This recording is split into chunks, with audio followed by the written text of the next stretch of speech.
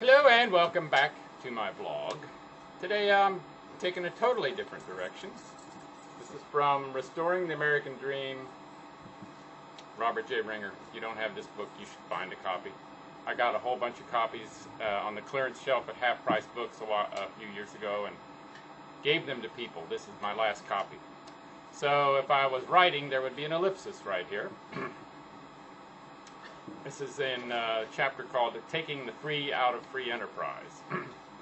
What has failed is government regulation. Of course, the simplest argument for the liberal humanitarian to make is that business simply should be restricted from passing the increased costs of government regulation on to the consumer.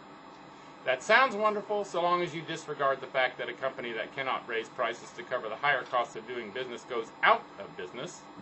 The results of such a solution, therefore, would be decreased productivity, unemployment, higher prices, and scarcity of product. As it is, business profits in this country have been cut in half over the past decade, from about 10% of sales to 5%.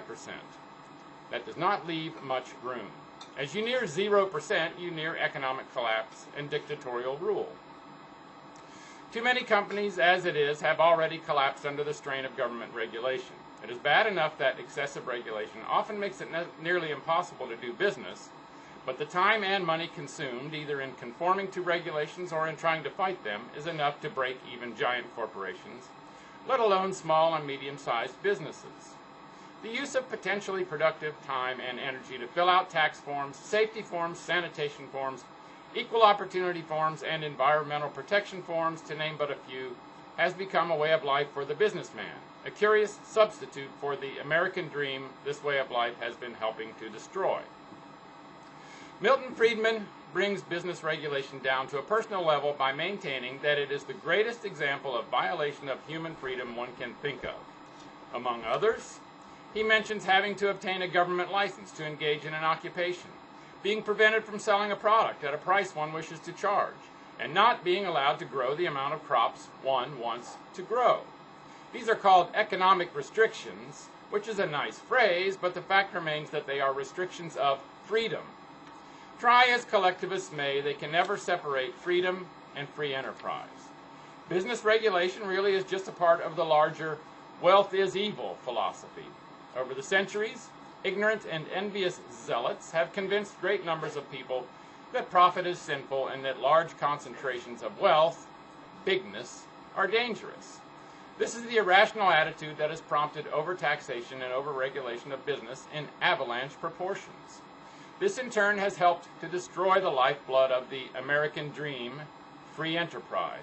The dream that inspired the technological progress which brought Americans health, comfort, and material well-being unimagined in past centuries. Those who favor such destruction display the same short-sightedness as those who revere redistribution of the wealth legislation. Whenever some absolute moralist, someone who believes that his standards of morality should be binding upon everyone, is of the opinion that a problem exists, his solution is to appeal to government to pass new laws and create a new agency to enforce them. This means violating still more rights of more people, which once again is the mistake of trying to solve what certain people believe to be a problem by creating bigger problems. The rulers who don't answer to the vote. A truly terrifying aspect of the rapidly growing regulatory monster is that it is the most visible sign of creeping totalitarianism in our country. Most regulatory agencies operate outside the law, with non-elected bureaucrats in control, and act as judge, jury, prosecutor, and executioner. They virtually can make or break a company or individual businessman at will. The whole concept of regulatory agencies is in direct contrast to everything America originally stood for. A company or businessman is deemed to be guilty until proven innocent. What kinds of experts are these non-elected rulers? Just as Senator Hayakawa was shocked when he was named to the Senate Budget Committee, so too was William Simon when Richard Nixon appointed him chairman of the Oil Policy Committee, which made him, said Simon, a virtual dictator over the energy resources of the United States. The problem? Simon himself told Nixon that he knew nothing about oil. Another case of government culture shock was experienced by William T. Bagley, an attorney who left private practice to chair the Commodity Futures Trading Commission. He was amazed when the head of one of his departments boasted that he had never seen a commodity exchange trading floor, had no plans to see one, and had no interest in talking to anyone in the commodities business.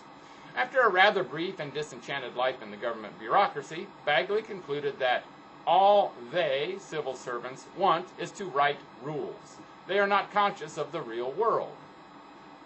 Like civil servants who administer welfare programs, government regulators spend most of their time maneuvering to protect their vested interests, which means trying to increase the size of their agencies.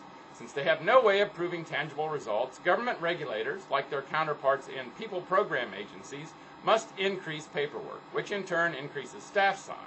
An increase in staff regulators brings still more regulations, which continues the cycle by bringing still more regulators. It is imperative that bureaucratic regulators find problems even if they do not exist. As is true of poverty programs, if problems were solved and new problems could not be found, they would be out of jobs. I have dubbed this parasitic dilemma for today's businessman the regulatory mousetrap theory. Simply stated, the essence of governmental regulatory policy is, you build a better mousetrap, and we'll build a bigger mouse. This intentional destruction of our economy and freedom by non-elected bureaucratic dictators calls to mind an all-too-true statement by Ayn Rand many years ago. The man who has no purpose but has to act, acts to destroy others. Attorney General Griffin B. Bell, another member of the government hierarchy who acknowledges the cataclysm toward which we are headed, put it on the line about as clearly as anyone. Bell called the monstrous government bureaucracy a prescription for societal suicide, saying it made him fearful of what lies ahead for the nation. If the republic is to remain viable, says Bell, we must find ways to curb and then to reduce this government by bureaucracy. More staff invariably means more time in which to evolve more ideas about how to increase government control over the lives of the American people. The reality that American dream is on the verge of extinction and that total loss of freedom is just over the horizon apparently is motivating more and more insiders to join William Simon in laying the cards on the table. How the destruction game is played. Business regulation on the surface appears to be an enigma. While unelected bureaucrats implement the regulations and have dictatorial powers, the agencies themselves are set up by politicians who pay homage to the vote.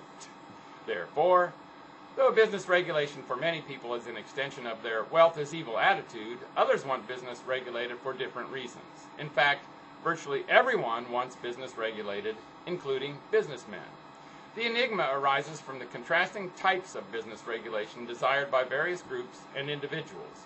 Since virtually all business regulation grows out of subjective opinions and moral desires, and since no two people share the exact same opinions and moral desires, how can the government even begin to please everyone? The answer is that it can't, but thanks to the vote, it tries anyway.